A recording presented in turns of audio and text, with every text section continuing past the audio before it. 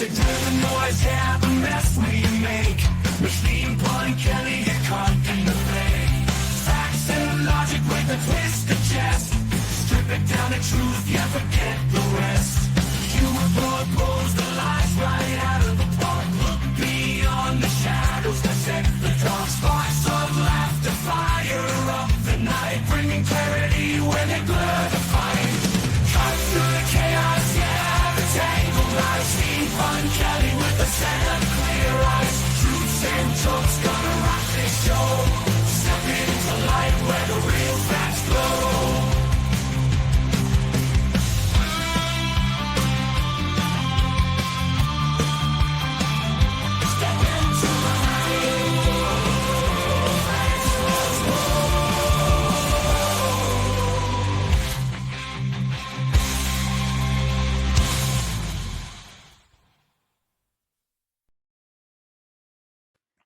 Hey there, and welcome to the Pun Show. Hope you're having a splendiferous day. There is actually some good news, and I, want to give some credit where it's due. They allegedly have found the pipe bomber, and right now they're having a fellatio contest on how much to give each other credit for it. But credit where it's due. They found the guy. It was not at the forefront of my concern, and it doesn't seem to be anything related to what they thought it would be, which was some massive FBI cover up. But still, they got the guy, so give them credit for that. And there was Admiral Bradley had some. They talked to him about the boat strikes and all of that, and he's apparently covering for them. But I think that there's this kind of ridiculous notion that they were somehow going to attack us with a blown up boat of cocaine. I have questions, and so do some people that want to see the video. So I don't think that's the end of all things. One thing I found interesting is Hoseley, that nobody's been talking about this, but there was this article that came out on the Wall Street Journal yesterday, and he resigned on the same day that the other two survivors were rescued. So you heard all these justifications about, well, why weren't these other two survivors, why were they rescued if these first two were blown up? Which is like saying, well, Charles Manson couldn't have murdered anybody because he didn't murder everybody. Like, there were people he'd let go, well, whatever. So just on that front, I don't think that's the final word. I don't think that should put everything to rest. I think, and even there's still all kinds of qualifications about whether the first strikes were even valid, which I don't think they are, and most legal experts don't. You don't just get to say somebody is a terrorist and then kill them because you said they're a terrorist. Trump said so is not enough justification for killing people, and God forbid we live in a world where people start saying it is. So anyway, that is not the primary focus of today's show. Just want to Quetzal, I guess that's how you say it. Anyway, he says hi. So hi, Quetzal. Today, I want to spend some time arguing with MAGAs is such a frustrating thing, because MAGAs never seem to argue honestly. And they, so you'll block them because you just realize, like, after 2 tweets, that there's never going to be anywhere you're going to go with this person in terms of honest discourse. And I do like to, I just gave credit where it was due, right? Like, I will give credit where it's due. I will be convinced by facts. I can change my mind. I can learn. But with some of these people, it's like no matter what happens, they refuse to accept new information. They refuse to learn. They refuse to acknowledge actual logical points, and they just start moving on. So I want to talk. I got to just thinking about this, and I asked some people some questions on Twitter, and I was going to just do a top 10 list of the dumbest arguments, and I ended up deciding, it's more about the thinking, because there's multiple examples of each kind of fallacy they love to use. So I put together a slideshow. Hi, Kitty. I put together a slideshow of the 10 most common MAGA fallacies. They're not actually the most common. These are just 10 that I could think of. And I tweeted out, and posted out on Threads and Blue Sky and Facebook and whatnot. To ask for, like what you're sick of hearing. So a lot of the feedback I got from that are embedded in this. And anyway, if you want to share it with your MAGA friends and family, then you can. But this is just wanted to really discuss about the logical dishonesty of MAGAs and how to expose that. I shared this slideshow in the link for, for all the, for YouTube, it's in the description. For Twitter, it's in the in the tweet, and in Threads, and Blue Sky, you can find it on the YouTube description. On Facebook, you can find it in the description. So anyway, what does MAGA mean? Make America great again. It means, people that believe in that philosophy, whatever it is. So anyway, let's start diving into this. The first thing is they always love to say whatever is, and then they'll have an insult. And this is called an ad hominem attack. And that's a logical error where you attack a person's character, motive, or other attributes instead of addressing their argument. And this one is very, very common. And it's also very, very just obtuse.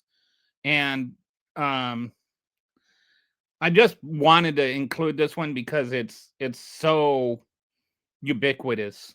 And like a good example of this is Sleepy Joe, right? Like, it's just taking a smear, and it's never accompanied with a actual logical thing. It's not like, well, Joe Biden was sleepy, so he wasn't cognizant, and so he made this mistake, and blah blah blah. And it ignores Donald Trump now literally falling asleep in his own cabinet meetings where people are praising him and all that. But anyway, this also includes things like libtard and, oh, I suppose you voted for Harris, and like all the different things they do that just are,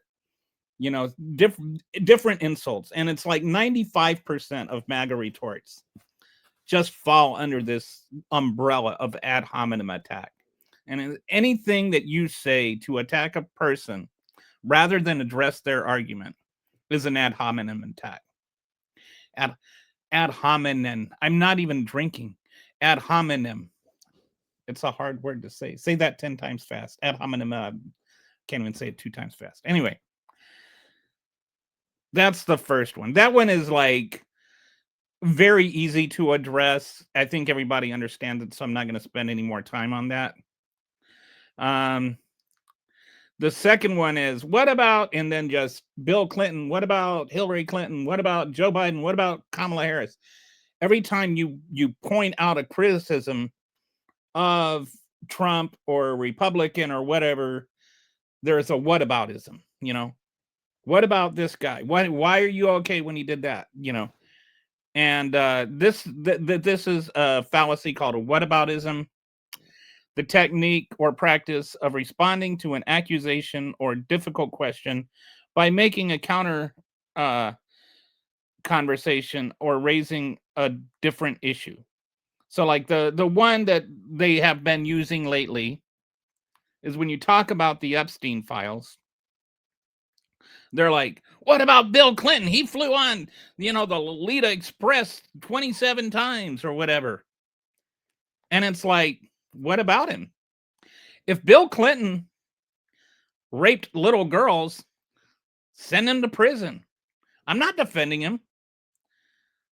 I don't see anybody. I have not seen a single prominent person stand up and say, we need to, uh, keep this covered because of Bill Clinton. I haven't seen any Democrats. Like, there's all this rhetoric about, when have Democrats said that they don't want to release the Epstein files? They weren't trying to prevent the Epstein files from being released under Joe Biden. They were just under a court order to not release them. They're like, because the Maxwell case was still pending, or the Maxwell appeal was still pending. And yeah, I think both sides of the aisle do whataboutism. But I don't think that both sides of the aisle do them equally. And I think there's also a kind of a difference between whataboutism. Anyway,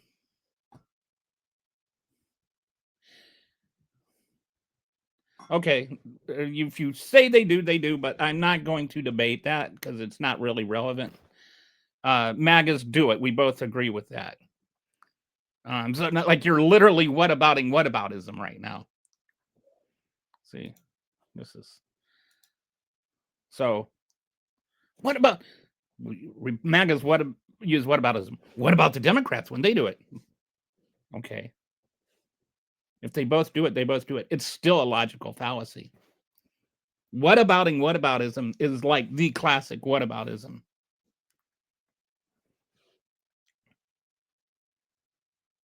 But the whole Clinton in the Epstein files things is a classic whataboutism. Most of the times that you see Republicans using whataboutism, it's also a false equivalence. And I think that's like, nobody's defending Clinton. Nobody's saying that none of the Democrats are saying we don't want to release the files.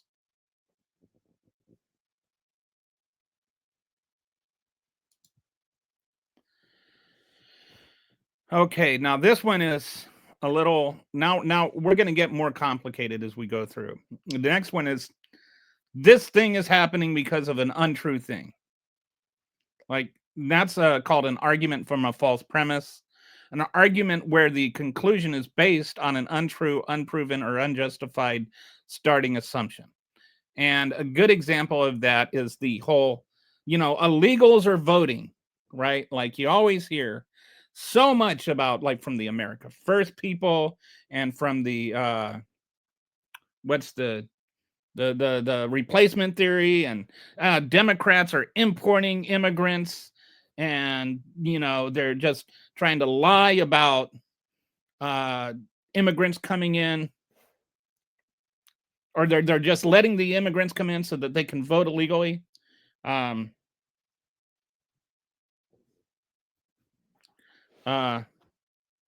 So the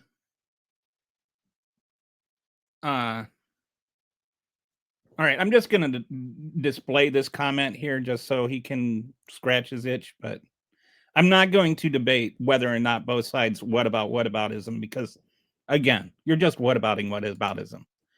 And I don't want to get into a big long conversation about whether or not it's okay for both sides to do whataboutism. It's not okay to do it with either side. That doesn't mean that both sides do it the same. So, but back to the illegals are voting thing. First of all, illegals aren't voting. There's a Heritage Foundation has done an exhaustive study going back like 45 years in every single election, not just presidential elections, not just federal elections, not even just actual like elections, including like primaries and stuff like that. And they've looked at every single case of any kind of voter fraud for the last 45 years. And in their study, they have identified only 77 convictions of people who are non-citizens voting. That's out of billions of actual votes. They've only gotten 77 cases of non-citizens voting. Of those 77, only 11 of them were undocumented. And of the 11 who were undocumented, not one of them would have been prevented with voter ID laws. But you have all of this stuff, like Joe Biden only won because of undocumented workers or undocumented immigrants. The election was stolen. Illegals were voting for Joe Biden. The fact is, illegals weren't voting. And also, the fact is, illegal is an adjective. Illegal is an adjective, not a noun. If you use illegals as a noun, you are a racist.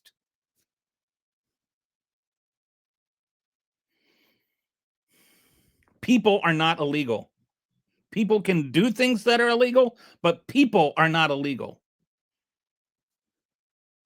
But all of this is done to gin up fear, to gin up hostility, to gin up support for your voter ID laws, which would not prevent a single undocumented immigrant from voting.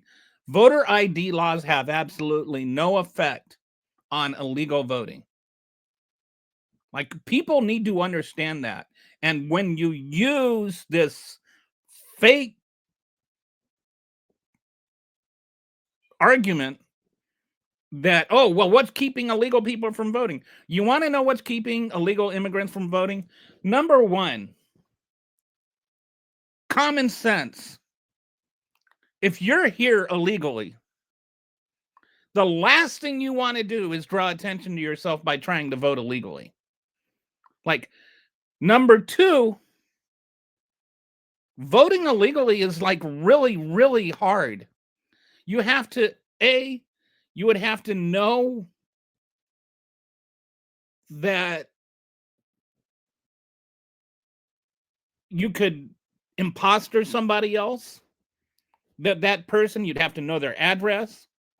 You'd have to be able to know that they're not going to vote. You'd have to be able to somehow secure way to register to vote as them. You'd have to register with your own address, probably.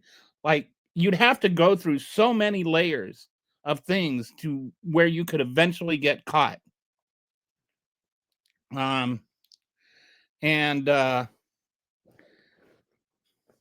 So this is a great example of arguing from a false premise. And it's also a great example of an ad hominem attack. And this is like, they combine multiple fallacies sometimes. Nonsense, you are an idiot. Again, it's not nonsense. It's a fact. It's a Heritage Foundation study. And number two, that's an ad hominem attack. Why are you, because, and I'm telling you why. Why are you for it? It doesn't accomplish anything. Voter IDs do nothing. Why am I against it? Because one thing they do is, it's not just like people will say, oh, how are you going to, drive without an ID? As much as 15 to 20% of the population at any given time does not have a current ID, meaning their name has changed. Who gets changed? Who changes their names the most often? What classification of people changes their names the most often? Well, it'd be women, right? Because women get married. And when women get married, they often change their name. And when they change their name, they might not change their driver's license right away. They might not change their ID right away. And so they have to go to, get their voter ID changed after they get married. It's not like they're trying to vote illegally, but you're making them take this extra step, leap this extra hurdle in order to vote when it doesn't do anything. The voter ID laws are not designed to make sure that only people that people can only vote legally. Voter ID laws are designed so that you can dissuade certain groups of people from voting over other groups of people. And, you know, historically, it hasn't worked as well as they would want. But there's a reason that voter ID laws exist, and it's not to protect the election process. It's to keep certain groups from voting. It's to change the election outcomes. All right, so we've got all kinds of yelling going on here. Okay, why do I need an ID to buy cigarettes or alcohol, but don't need one for voter ID? I think I just answered that. You're dumb as rocks. Again, ad hominem tech. He cannot answer you intelligently, even though I answered it. So this is just denialism. Most people in places like New York don't drive because of mass transit. There's a lot of people that don't have driver's licenses, but do have state IDs. This is not so much, but there are some people that probably don't. I think it's like 1 to 2% of the population doesn't have any kind of photo ID at all. But it doesn't mean they're not born here. And for some people, it becomes like a poll tax. Like, you don't have your birth certificate, so you can't just go and get a voter ID. You have to get your birth certificate first. And that can take time and that can take money. So it becomes a poll tax. So it becomes something that's, fundamentally unconstitutional. Like, there's no, and again, it accomplishes nothing. It accomplishes nothing at all. There is no election that is over that was changed by illegal voting. There are elections that have been changed by ballot stuffing.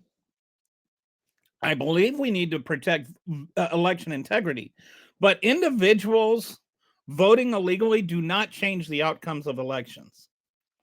I think there are, in the Heritage Foundation database, I think it's like 2,000 some cases of actual voter fraud out of billions of votes, including primaries and everything over the course of the years.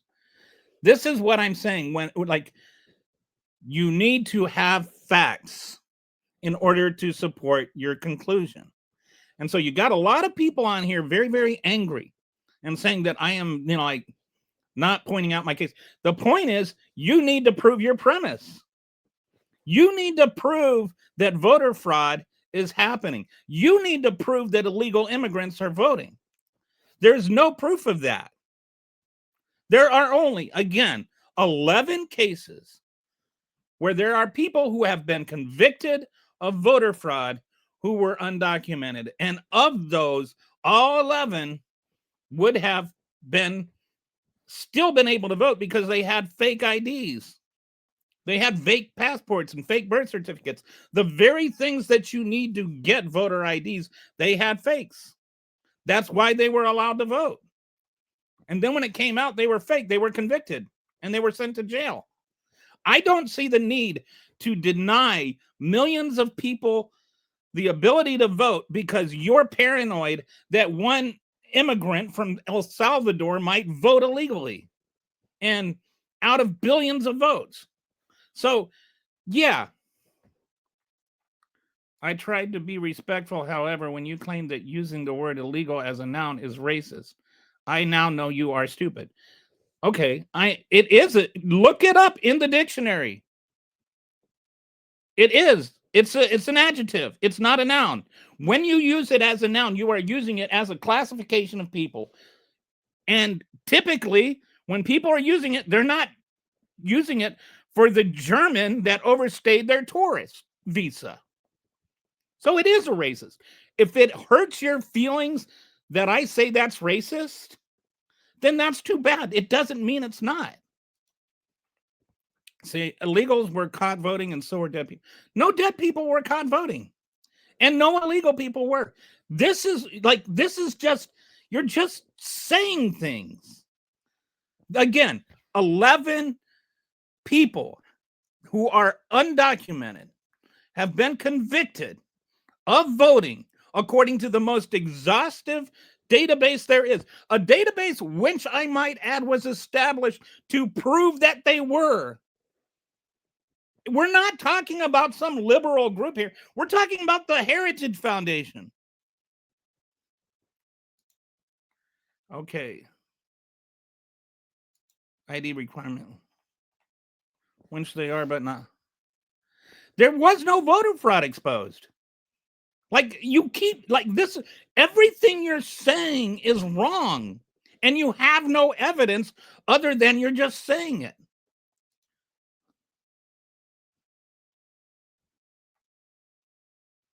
The Latino call, I don't know who he is. I'm just saying that calling people illegals is racist. Okay, so anyway. Okay, you're leaving. You're such a bleeping joke. I live in Wisconsin. It's a joke. Okay. So good. Really gonna miss you. Okay.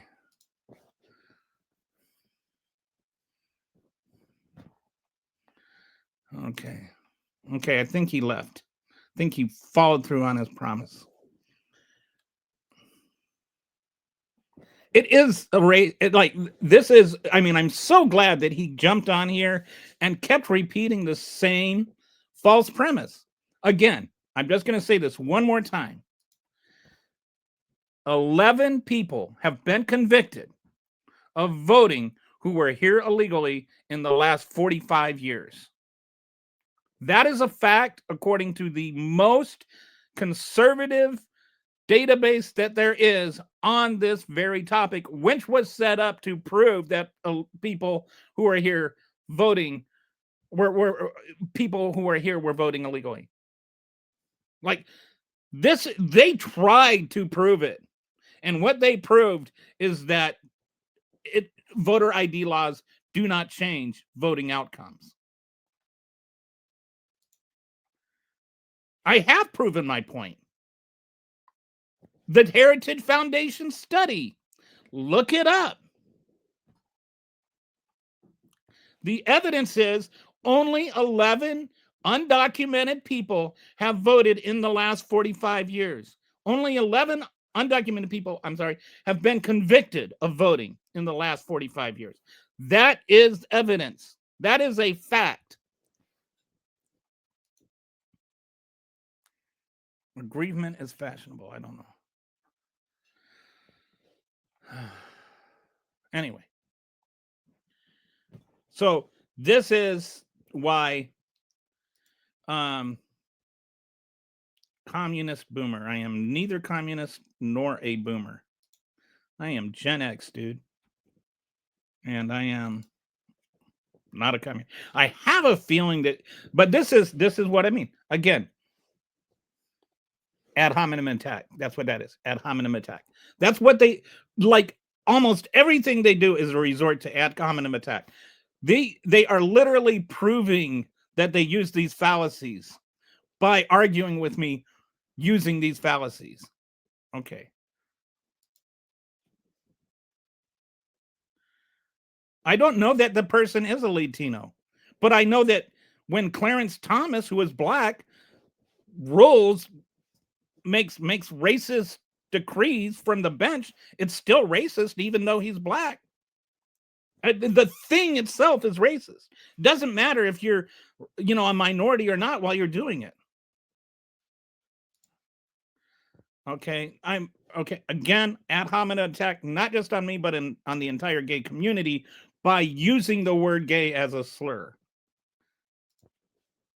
Trump is literally doing communist things such as having the government owning part of private companies like TikTok. Exactly. Okay. But I'm not using a whataboutism. I didn't say what about anything. Anyway, so we're going to go on to the next fallacy, which we're just going to get. Okay, so we're going to have more fun now. If we do thing, we can stop other thing. This is another one of their favorite fallacies. We can stop this if we do this. And that's called a non sequitur fallacy. And it's a conclusion or statement that does not logically follow from the previous argument or statement. And like the one we're hearing now, trying to stay current, is that bombing boats in the Caribbean stops fentanyl. There's a big problem with that. And that is the Caribbean boats don't have fentanyl. And we know they don't have fentanyl because fentanyl does not originate in Venezuela or Colombia or anything. They're Colombia originates with most of the cocaine, and some cocaine is trafficked through Venezuela, but most of that cocaine goes to Europe, and we're not talking about that anyway. But somehow, if we bomb those boats, we're like, that's the only way to stop fentanyl trafficking.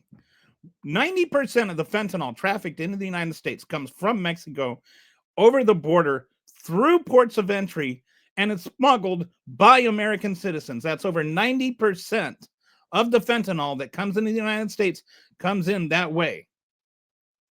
That's number one. Number two, when you make it, this is the only way to stop this thing.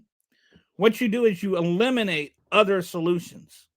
You eliminate an actual conversation about it. And you make it so that this one thing that is the solution is not actually solving it, but it's the only thing you're doing.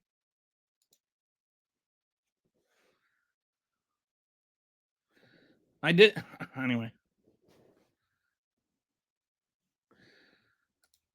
I wasn't talking to you. There was somebody else that said communism.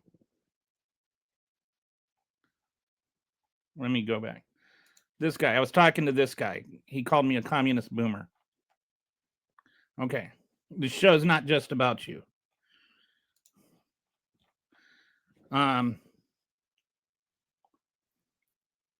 So when we make it about bombing boats, like we have reduced the conversation down to the only way to stop fentanyl is if we bomb boats in the Caribbean. But the conclusion doesn't follow the logic. The solution doesn't solve the problem at all. And that's why it's a non sequitur. It doesn't logically follow from the previous statement or statements. So if bombing boats in the Caribbean doesn't solve fentanyl, then why are we doing it? Doesn't most of the fentanyl originate in China, or can they make it over there? Most of the can't remember what it's called. There's certain substance that makes fentanyl, and it's made in China, but then they bring it into the United States through Mexico. So it originates in China, but it's kind of polished off in Mexico and then smuggled over the southern border. I think it's easier to get it into Mexico and then from Mexico into the United States than trying to get it straight from Mexico into the United States. I'm not sure on all the specifics of that, but I know you're right that most fentanyl originates in China. Okay.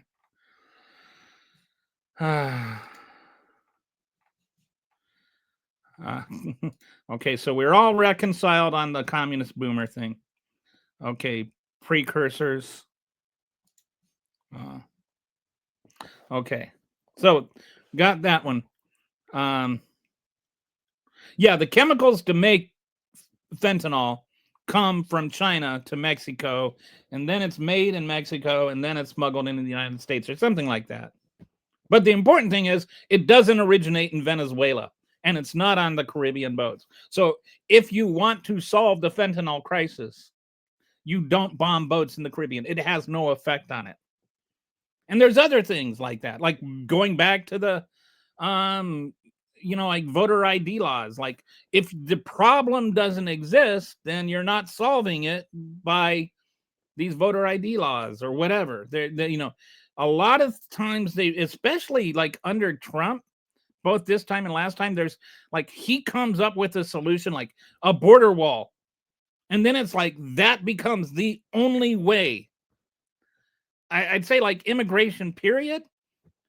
We all acknowledge there's issues with immigration, but we have had too many stupid debates on whether or not we need to call it a crisis, or whether the border wall will stop everything, or whether we have open or closed borders. How about we actually just have a nuanced conversation about how to resolve the immigration issues we have? Like, kicking out all the undocumented migrants and all undocumented workers is actually really, really terrible for the economy. Like, that's a fact. Every single economist that will do any kind of in-depth study on this will tell you, and have told you, Wharton has said so. There's several other studies that have shown it's going to cause like a 6 to 10% decline in GDP over the next 10 years.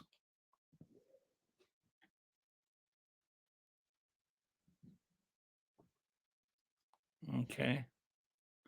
So,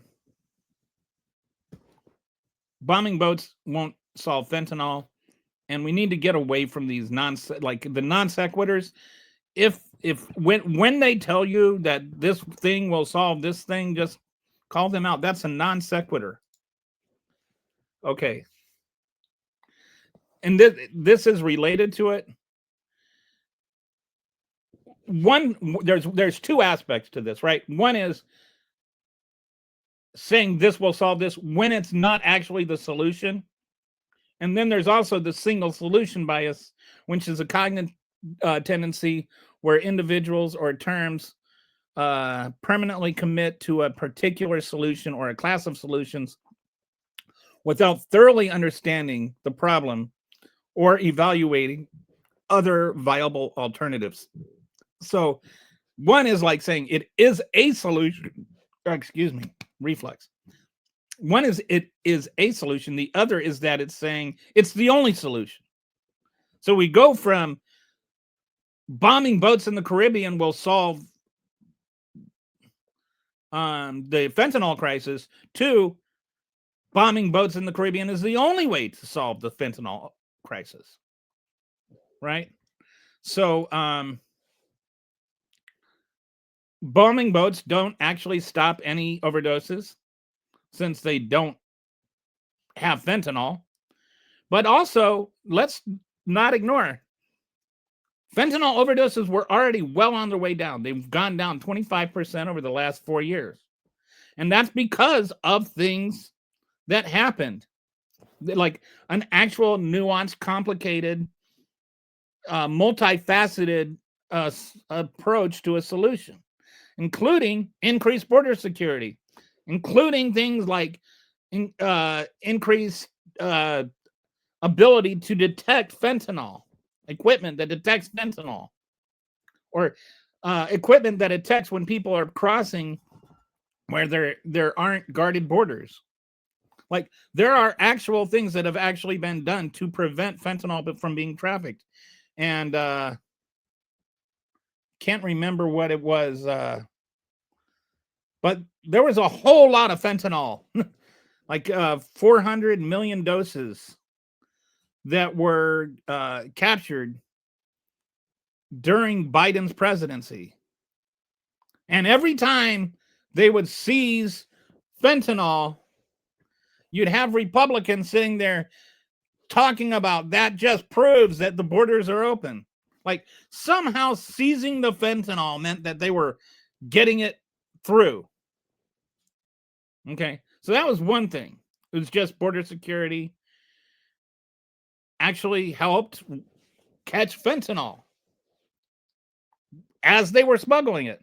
Didn't even have to murder anybody to do it. The second thing is they did a lot to increase Naxaline and Narcan access, which is like the emergency, like take a shot if you're overdosing. And they made it much more accessible and much easier for people to get. And so that had an impact just in terms of, immediate medical help for people that were overdosing. The third thing is treatment and recovery expansion. Actually treating the disease of addiction reduces the demand aspect of things, which means less people are overdosing. If fewer people are taking the drug, fewer people are overdosing on the drug. It's kind of makes sense. And so it's not just a one single pronged bomb boats in the Caribbean means that there's no more fentanyl. It's not magic. And by the way, if you want to talk about narcotics too, I was doing some, like research on this today. All the boat bombings together, they've had no effect on the cocaine prices that are on the streets, which indicates that there's not like this big cutoff in supply. There's not, that's not actually accomplishing anything other than killing people. So, Darth, it is actually coming from China to Mexico. Why aren't Mexican port authorities ridiculously checking the shipments from China, or don't they care? And is there anything that's, I think, like this is what I'm talking about. I think that's a valid question. And I think that when we start locking into single solution biases, then we're not looking at other things that we can do. I think that maybe under both Biden and Trump, there has been some cooperation with Mexico to do this, to try and restrict it. I think that Biden accomplished it through diplomacy, and Trump accomplished it through threats. But I think, yeah, we can do things to reduce that by working with Mexico. And I mean, that's a valid point. Okay, Trump.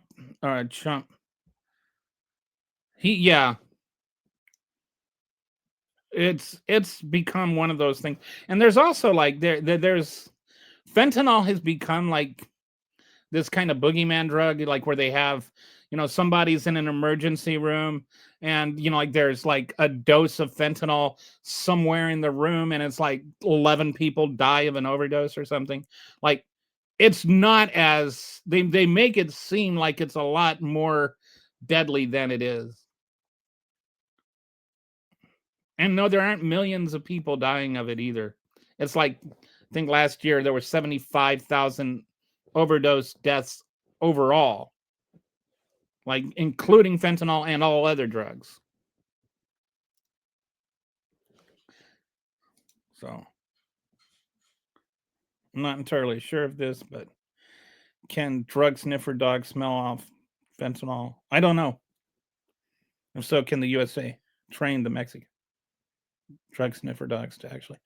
I don't know. But you know what? Maybe what they could do is whatever they have this new kind of detection stuff they're using at the border. Maybe they could share some of that detection stuff with Mexican, port authorities. Like, whether it's dogs or electronic equipment, like sharing and maybe they're already doing it. If you come back tomorrow, I'll take a look at some of these questions. I think they're valid questions. I'll look at it and bring it up tomorrow. I try to, like, especially when it's good questions, I always try to research and find out the answers for everybody. Okay.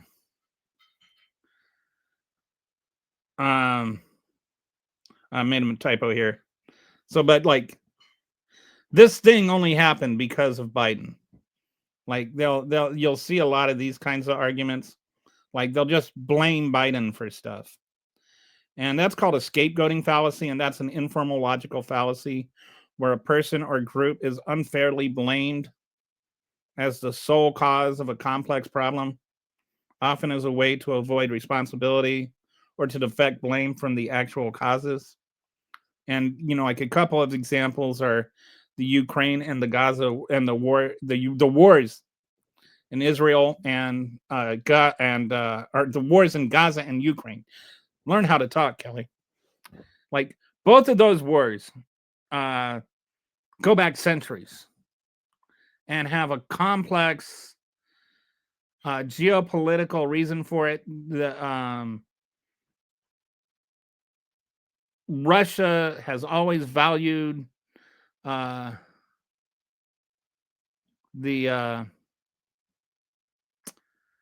Ukraine because of certain ports that give them warm water access that they don't have otherwise. And this goes back like 400 or 500 years. It's not like a new thing. Ukraine has both its own identity, but because of the overlap with Russia over the years and sometimes being conquered and not, it also has a strong Russian population with a Russian identity.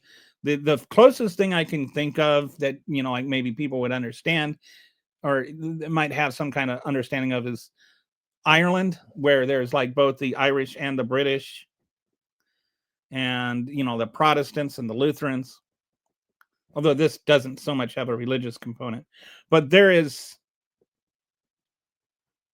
or the Protestants and the Catholics, I'm sorry. But there's components to the Ukraine and Russia conflict that have a lot more to do with historical things that go back hundreds of years. And then there's things that started after the Cold War with treaties that were signed or not, that weren't signed. Putin feels that he was ripped off and Russia was ripped off, and Ukraine was at the time the second largest nuclear power in the world, more than Russia. They had more nukes than Russia. And they gave up their nukes in order for protection from Russia. But there's all kinds of things that go on involving like other countries like NATO, and to make this all just about Biden is to ignore the history, and it's just overly scapegoating.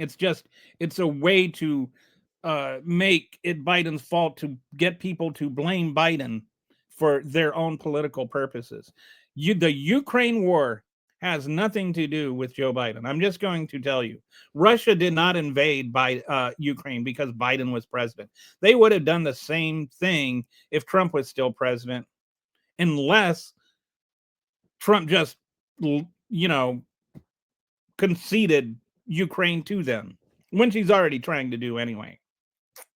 It's an oversimplification, and it's also like just blaming the whole thing on Biden, which it's not his fault.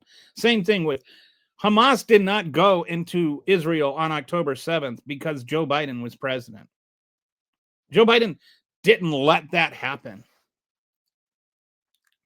But, now we got like no new wars president sitting there trying to talk about invading Venezuela. But somehow Joe Biden started two wars that he had nothing to do with, and which America didn't participate in. But now we're at war with cartels or something. And you see this a lot, like with inflation, with jobs, with anytime that anything goes wrong in the last 5 years, it's all because of Biden, including stuff that happened while Trump was president. Somehow the inflation that was caused by Trump's tariffs are Joe Biden's fault. So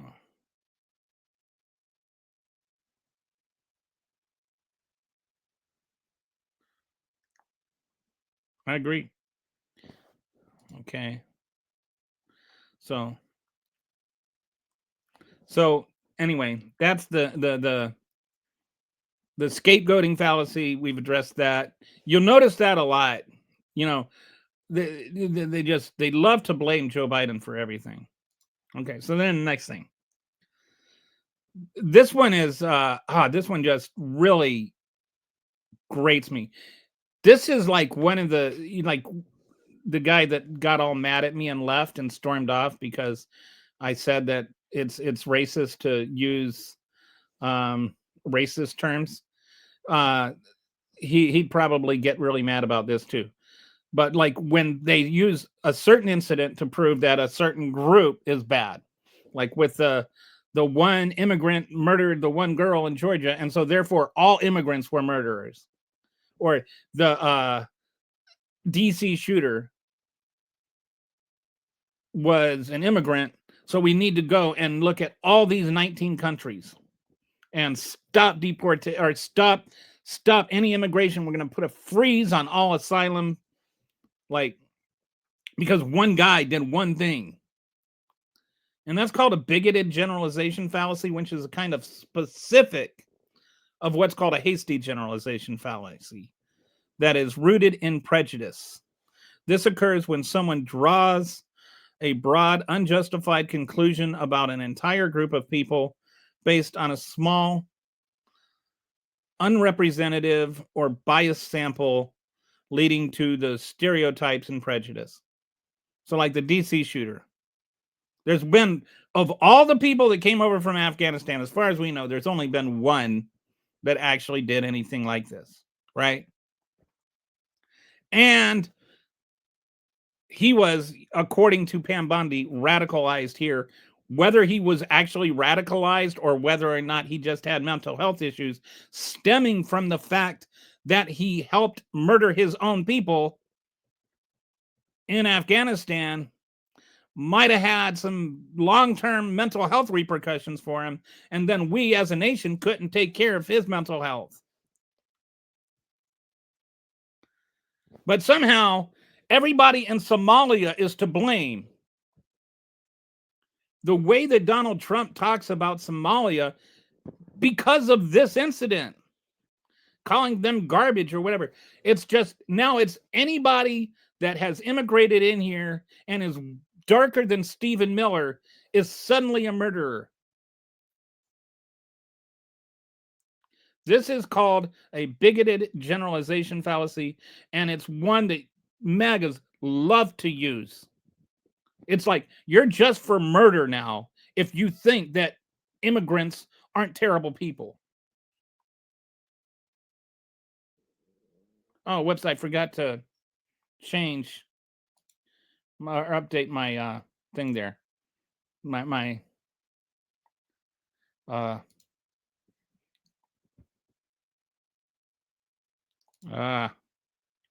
DC shooter. But anyway, you got the, sorry, I forgot to update it in the slideshow, but I'll update it if you want to save that for later. The other thing, the next thing is I want to talk about is a complex thing is all because of one thing. You know, they'll talk about the immigration or whatever, and that's called a reduction fallacy, the logical error of oversimplifying a complex issue by reducing it to a single cause or component. And this one is, you know, like the example I'm using here is Biden's inflation. Like they talk about Biden's inflation and they just blame it all on stimulus spending, and not just stimulus spending in general. They all blame it on Biden's stimulus spending. They don't blame it on Trump's stimulus spending. Somehow Trump's stimulus spending was okay, but Biden's stimulus spending wasn't.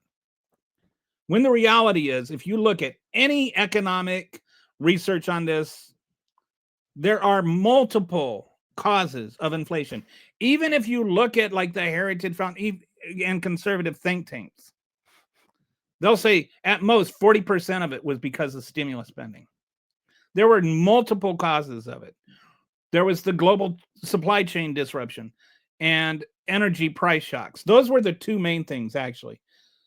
Those were both had more impact on it. And the global supply chain disruption is things that happened because of COVID, because you had like all these places that were shut down and couldn't produce things because they didn't want to die. And it's funny how we give Trump credit. We don't blame him, and we shouldn't blame him for the massive job losses during COVID. Like, that's fair. It's fair to not blame him for that. But it's also not fair to blame Joe Biden for the cascading inflation that came as a result of those same job reduction, not just nationally, but internationally. It took time to catch up. And like one big example is the computer chips. Because we had a chip shortage, there were fewer new cars sold. And because there were fewer new cars sold, the price for those went up. And because the price for those went up, people that were looking for cars and needed a car had to buy used cars. And so the price of used cars went up. Then another thing that happened was the energy price hikes due to the war in Ukraine. And that disrupted oil supplies in Europe, which made the price of oil go up, along with the fact that OPEC Plus had cut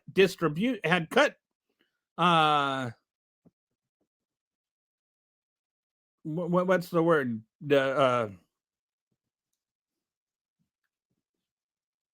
They cut how much crude oil they were getting out of the ground. I can't remember the word right now. My brain is not working. But there was less oil as a result of that. And then there was less oil as a result of what happened in Ukraine. Meanwhile, in the US, domestic oil was actually going up. We were producing more oil even than we did under Trump. And under Trump, we had record highs.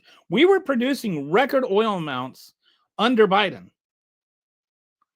And there was still not enough because you've got the whole world price, right? So we were exporting oil. We were exporting more oil than we have ever exported in our history because Europe needed oil and they were paying more for it. You might as well blame Joe Biden for capitalism. The international price of oil per barrel was up. And that raised the price of gas, and that raised the price of energy. Right? You can't blame that on Joe Biden. Then you had corporations that were like cooperating with each other, that had, like 3 or 4 corporations, which basically had a monopoly on certain products, and they were agreeing to raise their prices together because prices were already going up and because Joe Biden was being blamed for it. So you could like get more money and have somebody else blamed for it all in the same fell swoop. And there was stimulus spending. Stimulus spending did have an effect on prices. But you can't say that the inflation from stimulus spending, or that the inflation was caused by stimulus spending, and then not give Joe Biden credit for the stimulus that created the jobs. It's like they want to have it so that the jobs were just going to happen anyway, but the inflation wasn't. There is just a lot of dishonesty in Biden inflation. And by the way, both Biden and Trump signed stimulus bills. So making it all about Biden, there was a lot that went into inflation. And reducing it down to a single thing like, oh, Joe Biden signed this bill is just dumb. And if you ask any serious economist, they will tell you it is just dumb to do that. Okay. Okay, so all right, got some. We had pandemic response team stationed in China that would have contained the outbreak in Wuhan, but Trump disbanded them, bragging that he didn't want to pay people just to stand around. That is, I've really tried to, like look into that and see. I I have to wonder if there's like parallel universes where COVID never happened, or whether it was just, boy, dodge that bullet. Over 3 million people died and lasting worldwide economic troubles were created, all because of the reckless and ignorant the decision by Trump. And whether or not it was just the Wuhan virus, I will say we as a nation had the worst performance of COVID. We had the worst COVID performance. And a lot of that has to do with Trump. Even if it's just his, slamming masks and talking about how it was just the cold and diminishing all of that. And there are all kinds of studies that show that, counties where they had mask mandates had a lower mortality rate and had a more lower rate of COVID infections. There are studies when show that the more like the redder the county, the higher the mortality rate was. More people died of COVID. Like one study was about masks and the other was about who you voted for. Another study that showed that red states were less vaccinated, or red counties, red precincts were less vaccinated, and those had a higher mortality rate. Most people, like 99% of people that have died of COVID, weren't vaccinated. Whether it was before or after the vaccines doesn't really matter because they weren't vaccinated. Vaccinations save lives. It's not the president's job to control inflation. The Federal Reserve can try to control inflation.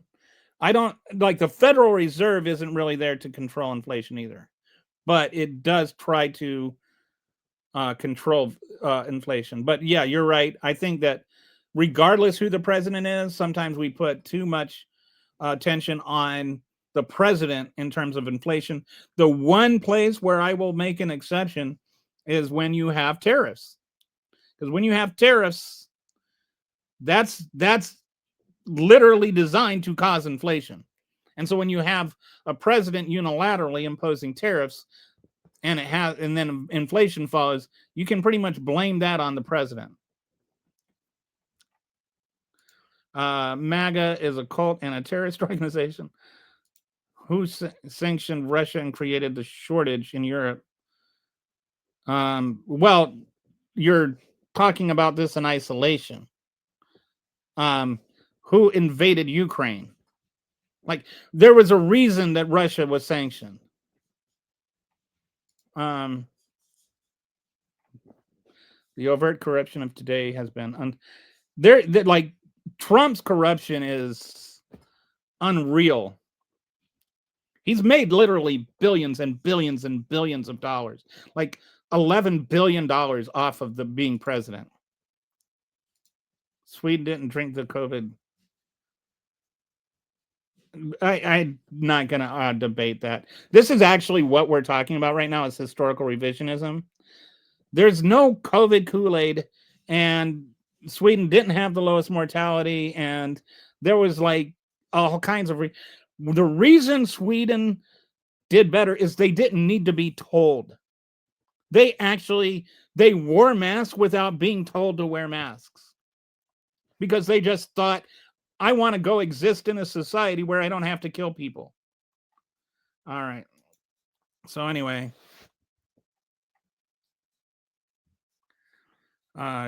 Trump's drill baby drill dropped the barrel price that ruined both Russia and Venezuela. Claro, didn't you ever listen to President?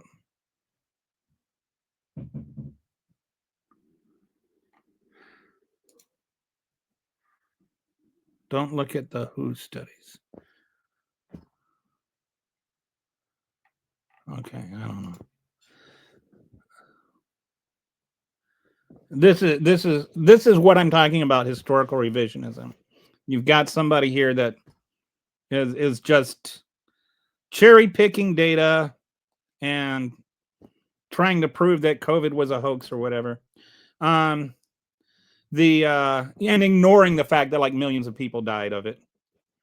But the thing I wanted to mention as an example of historical revisionism is the Russia thing, where they try to act like Russia didn't actually interfere into the 2016 election and that it was all just something drummed up by Hillary Clinton and Barack Obama, and it was all this way of trying to undermine the Trump presidency in the first term, when even the Republican-led Senate investigation established that Russia interfered with the 2016 election and that the Trump campaign had over 100 contacts with Russians or intermediaries.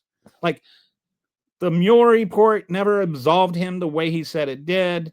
The Barr justification for it. And by the way, Mueller was appointed by Jeff Sessions, who was appointed by Donald Trump. The Democrats were not the ones that set the Mueller investigation into motion.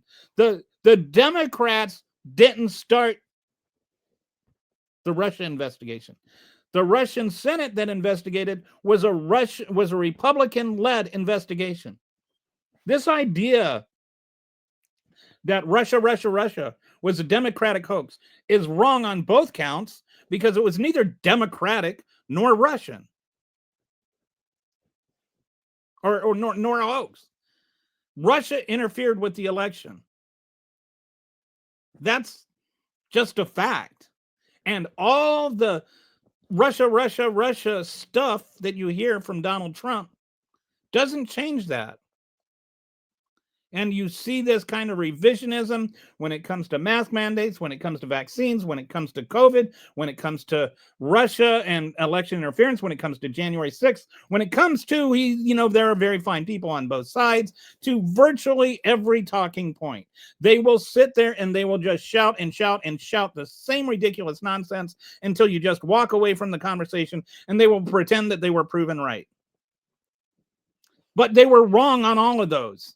And they're still wrong on all of those.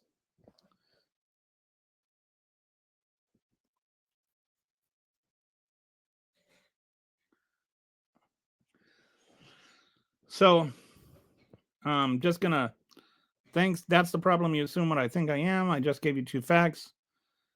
Yeah, that's called cherry picking. You didn't give me just 2 facts. You didn't give me 2 facts that are like, what happened in 2014 has nothing to do with Joe Biden being the reason that Ukraine got invaded by Russia. You don't even understand what was happening in Ukraine at that time. Like, that's not even an honest representation of Ukraine or Ukrainian politics. Okay, so now we're down to hyperbole, or to ad hominem attacks. So, like I said, everything that MAGA argues is just one fallacy after another.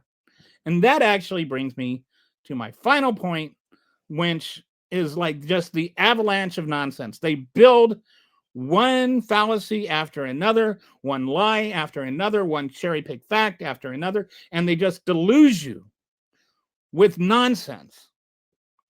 And this is what's called a Gish-Gallop fallacy. And it's called a Gish-Gallop fallacy because there was a guy named Gish who was a creationist who would go around and he would talk about like creation theory. And he would just come out and he would do a stream of debunked talking points. There would be like 10 debunked talking points all in a row, like about this thing couldn't have evolved, and the earth was only 6,000 years old because of the moon dust, and like just all kinds of fabrication one after another. All kinds of fallacy and all kinds of disinformation one after another. And so he would say so many things that in the person he was debating's rebuttal time, they would not have a time to address all of the fallacies that he generated in like 3 minutes. Like, you can lie a lot faster than you can clarify the lies. And so the internet started, this was back in the 90s on Usenet and stuff. They started calling this a Gish gallop. Like, Gish would just gallop through all of these fallacies one after another. And this is what so much of MAGA is now. You talk to, you watch Mike Johnson give an interview or whatever. They'll just like add 11 different fallacies and lies all in like a 60-second blurb. Sometimes they can pack 5 lies into a 6-word sentence.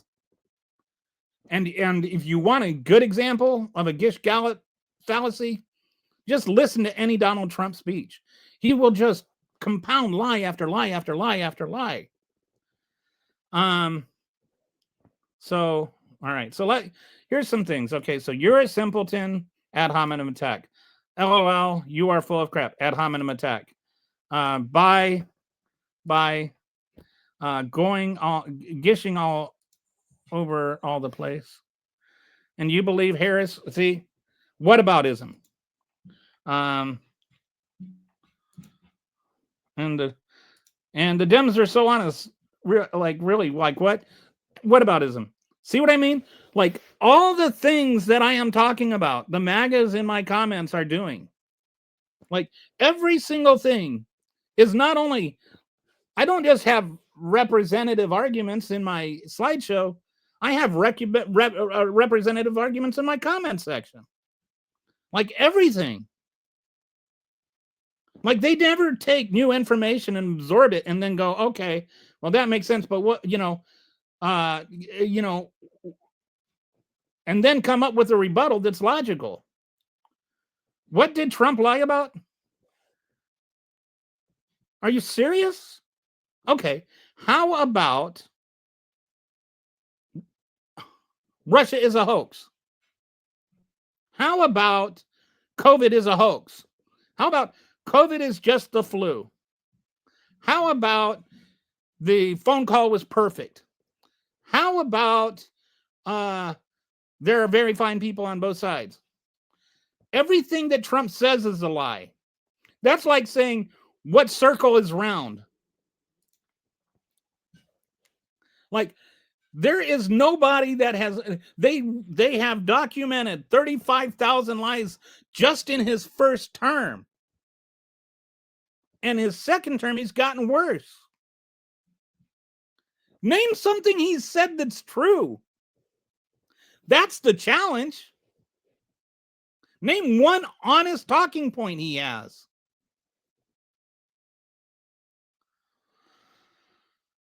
And it's just, people just regurgitate his lies, and they just keep regurgitating his lies. And a lot of them just end up, you get MAGAs that believe everything he says. But it's just this avalanche of nonsense. It's a gallop of gibberish. And you can't even argue with it. Like, there is just too much nonsense to rebut one at a time. And so then you just end up blocking these people because you realize you're never going to get anywhere. And then they're like running victory laps around their stupidity. My wife's going to get mad at me because I said stupidity. So I retract stupidity. I'll say willful stupidity. So, okay, we got TDS at its finest, ad hominem attack. Both people on both sides are another lie by you, left nut jobs. Ad hominem attack plus the whataboutism.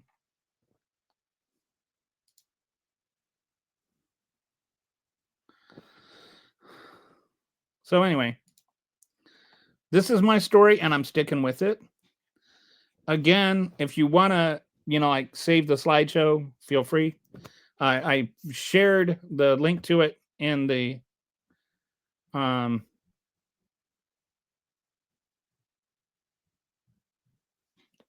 I don't know what you mean by play the whole video. I'm pretty sure I was here for the whole thing. I'm not sure what part of the video I missed. I'm the one that's recording it. MAGA is a fascist cult. I think that there's words with there's some things associated with cult where I wouldn't quite say it's a cult. I would definitely agree it's fascist, and I would agree it's cult-ish. But there are a few things that are quite not to cult standards, like people selling everything and joining a commune. But a shy of that, it's a cult. You are attacking us, yet you can't explain any of Harris's.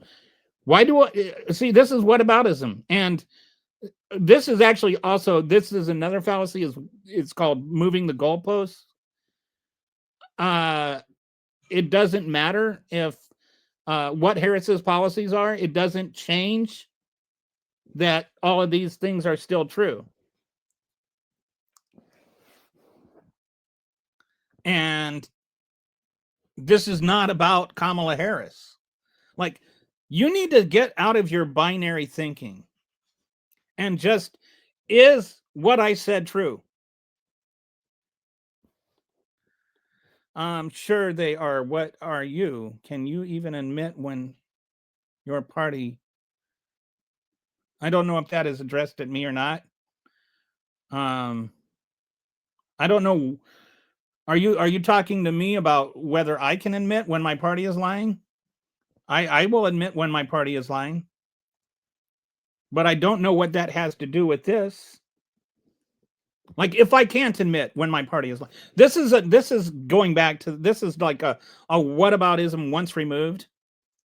Let's say that I can't. This is one of the things I love when they do. They draw this parallel between what you're doing and what they're doing, and they say, okay, you have this double standard, and therefore you are wrong. But in order for me to be wrong by that double standard, you're the one that just said it is a double standard. So you are wrong also. So either we both have a double standard or neither of us has a double standard. You can't have it. I have a double standard, but you don't.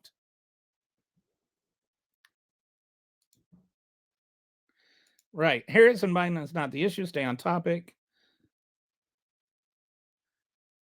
It's not a fallacy when you can't name one thing that he's done wrong. What, that Trump has done wrong? He tried to overthrow the country. You've made it when you've got haters. It's a backhanded compliment. Yeah, I think, and actually, like the MAGAs, thank you for joining the show and for commenting. I think you keep things lively and you keep it from becoming a bubble, and you do add to the conversation. You just don't add what you want to add.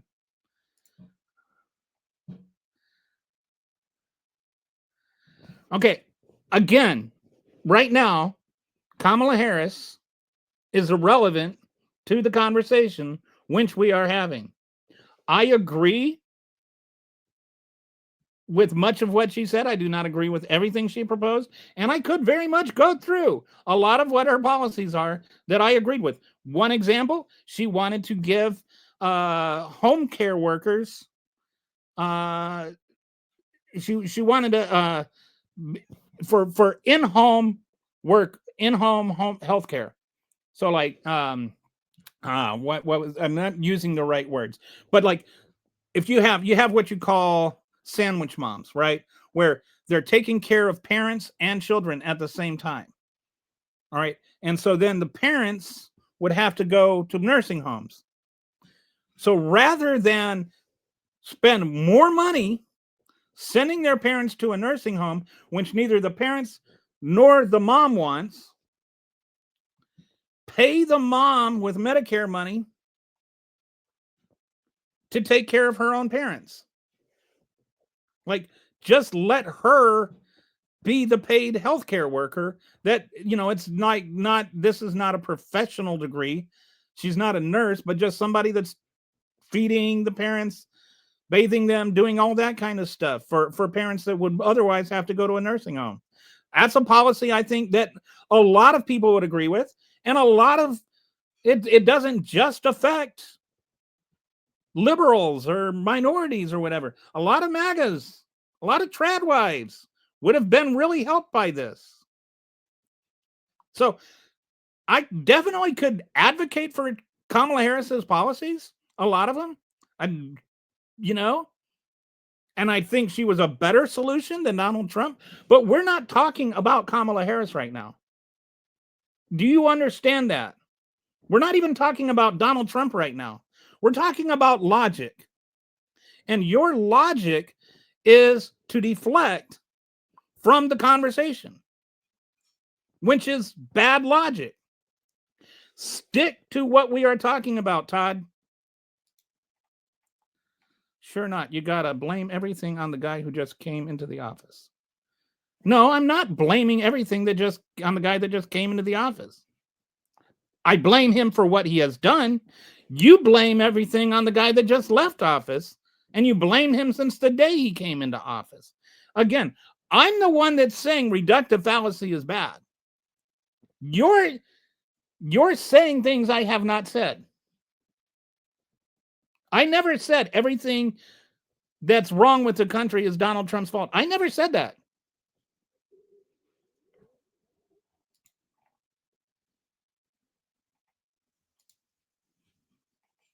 But you're not using history and facts. You're just saying things. Okay, it's bull blank logic. Find people on both sides. Yes, I watched the whole video several times. And even the clarifications of it have distorted things. What he was saying, if you really watch the video and you really watch what he was saying, is first he was talking about the people on the left that were protesting. Then he talked about the people on the right. And he said that some of those people were white supremacists. And then he, went on and he talked a bit more. And then he came back and he said, but there's very fine people on both sides. He had just spent all his time justifying the people on the right. When he said, but there are very fine people on both sides, he was actually calling back to the people on the left. So he was saying, hey, all the people on the right, all the white supremacist people, they're fine. Except for, like the white supremacist people. He says with a wink and a nod. Kind of like when he said, oh, go peacefully. But he was saying some of the people on the left, they were very fine people too. That's actually what he was saying. He was definitely justifying the people on the right. You watch the speech again. If federal laws haven't changed and Trump is following the federal laws, he's not following laws. There are, I think, 36% of the rulings from judges have been against him. That's the most in history. And judges are the ones that determine whether or not he's following the laws. You can't just say, oh, it's liberal judges. Like, he's literally not following the law. And that is literally the issue I have with him. Harris ran for president. What was her policy? I mean, this is, again, a deflection. I don't want to spend half an hour describing all of her policies, which are irrelevant to this. Okay. Yeah, no, it does not prove anything. I've actually discussed it quite a bit in this. And I've discussed policies he's done, which, for instance, have helped bring back jobs. I have discussed things he did, which helped cut overdoses down. So please actually think before you type. Okay. Yes, on January 6th, he absolutely tried to overthrow the country. If you're talking on January 6th, he offered Capitol Police, which was rejected by, and he did not offer Capitol Police. Nancy Pelosi doesn't have the power to reject it. This has been a talking point which has been repeatedly debunked. And he sat there for 3 hours without calling in the National Guard. Okay, what's the topic of today then? The topic of today is MAGA fallacies. Have you not, There's a whole slideshow on it. Okay. No, it's not. She had. Okay, he's still trying to make it about Kamala Harris. Todd needs to get woke. She was charged with being the border czar, not borders are. Look what she did a great job. She wasn't charged with being the border czar. I mean, like, this is just another fake talking point. And what she was charged with doing is trying to reduce the number of immigrants that were coming over. And she did act from the Iron Triangle. And what she did do is she got private investors to invest in those countries so that there would be more job opportunities there, so that fewer people would be trying to leave. So in those countries where she did that, there were fewer people coming over here trying to claim asylum. So again, the problem is not what I am not saying. The problem is what you do not know.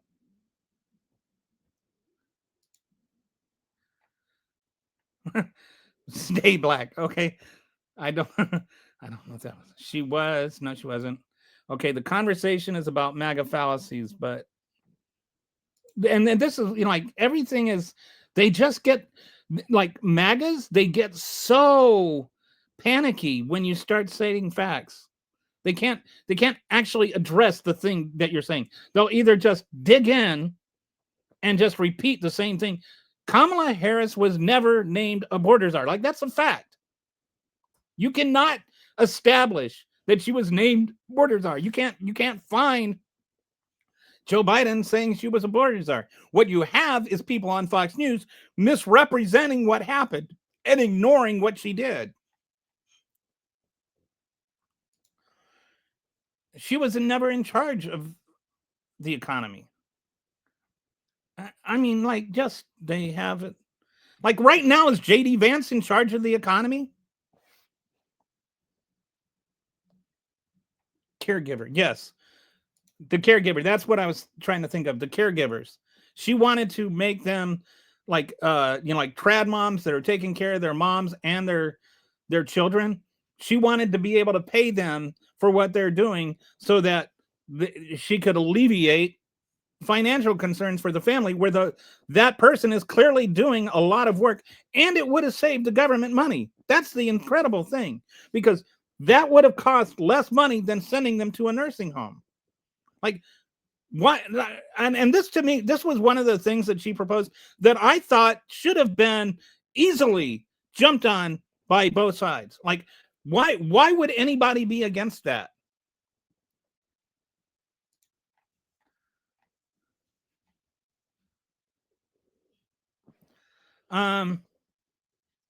Again, this is like one of those things where I think that what we need is a really exhaustive discussion about immigration policy. Because I also think that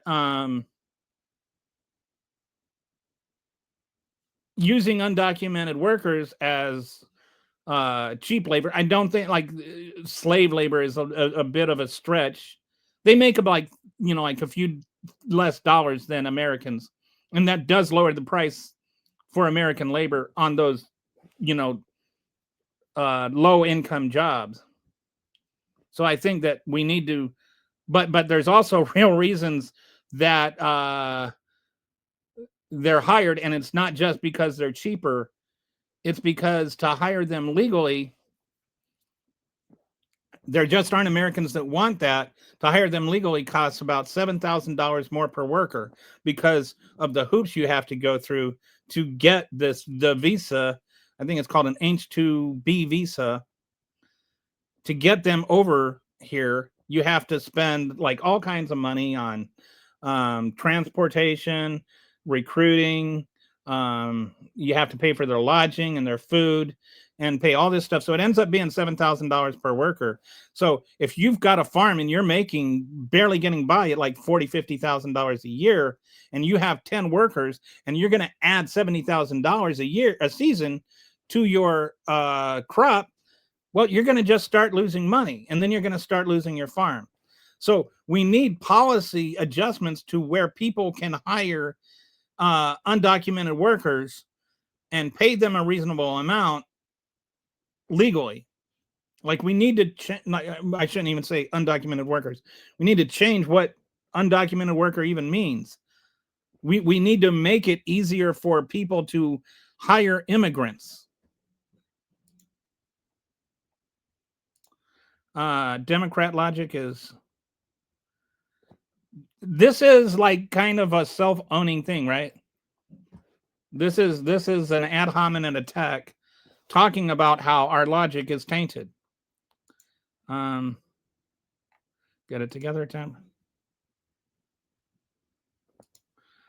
I don't know who's done what to this country. This is like this is one of Donald Trump's favorite things. Oh, look what he's done to this country. What has he done? Like, there is no substance to a MAGA. If you take away all their fallacies and just gibberish, there's nothing left. You keep talking crap about him. I've literally talked about her policy repeatedly. I've mentioned a few things about her policy, and you just keep denying that I said anything. And again, the conversation we're having right now is about fallacies. This is deflection. This is every time you bring up Kamala Harris, you are being fallacious. And you got anything of. See, this is just an ad hominem attack. We are, I don't know what, you can't fix twisted logic. You're saying, I don't know who's saying stupid bleep, but it's, I mean, whoever it is, that's an ad hominem attack. Like whoever you're saying that to. Okay, get to the point. What are you? I'm like an hour and a half into this, dude. I already went through the slideshow. Like the point has already been made. I'm just reading through and replying to comments now. Okay, we did watch it. Okay, and yet here you are just saying, you know, starting with the first one, which was ad hominem attacks, and all you've got is ad hominem attacks. Okay, Rachel Maddow, glasses don't make you smart. No, they make me be able to read. They're reading glasses. Like, I can read your comment because I have them on. That's not what he said. I don't know what. Okay, anyway. He's just a lot of F words and insults. So it's gonna skip over that. Okay. Just historical revisionism, ad hominem attacks, whataboutism, and like just this is Gish Gallop right here. This is what I mean. Like, he didn't say anything wrong. He did. He didn't incite anything. He did. The left has said plenty of hateful things. I don't even know what hateful thing. Like, they didn't cause January 6th, and he never called out by the left or news media, and never get called out by the left. They never caused a riot to go have 2,000 people wiping their crap on the walls and trying to stop the transfer of power. He was indicted 84 times. He's been convicted of 34 felonies.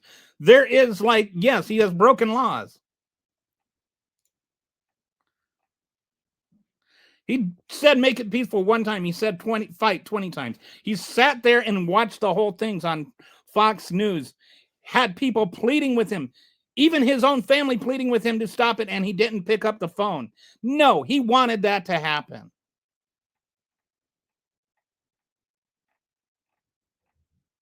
Okay, so I'm just going through. There's a whole bunch of just like they're really getting hysterical here in the comment section. There hasn't looking for this one. Somebody's saying kick Steve out of here. He's definitely getting close. You seriously need to stop watching CNN, MSNBC. So this is just another whataboutism, like this denialism, like. This is another thing they like to do is they like to just blame it on CNN or MSNBC or whatever. You're watching too much Fox News. Like, my information does not come. I don't watch CNN at all. I do watch MS Now, which is now what it's called. but I get like 5% of my information from that. I actually read. It's called reading. It's when you like read and you absorb information and you research. Like I didn't get this slideshow from MSNBC. I wrote it. She was not the border czar. I know that Fox News and Republicans love to tell you she was the border. There was never a thing called the border czar. It's already been a program. You're so lost. I'd like to feel bad for you, but you can't if you choose to. So now she feels bad for me because, like, I don't even know what you're. Yeah. Heather and Steve, man, you guys should get married. You would love each other.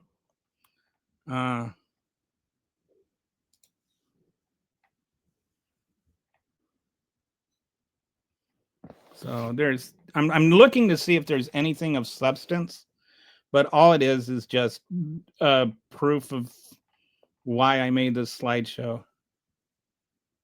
Gibberish, do your research.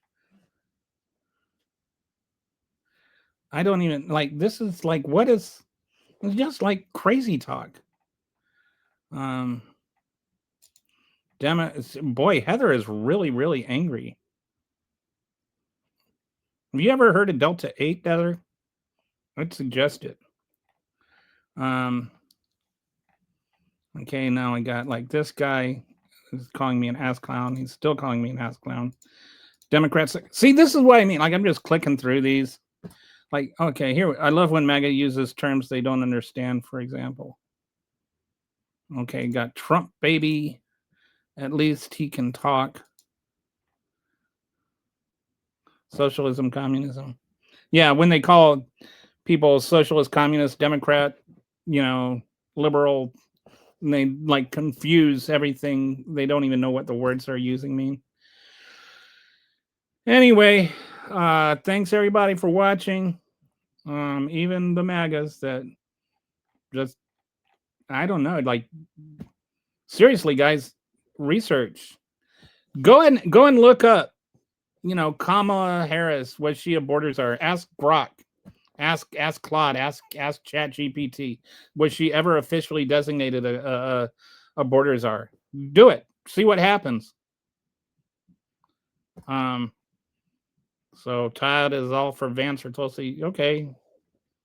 I'm sure that, both have called Trump a Nazi or compared him to Hitler. But anyway, I'll talk to you guys later or tomorrow, I guess. Hope you have a nice rest of your day.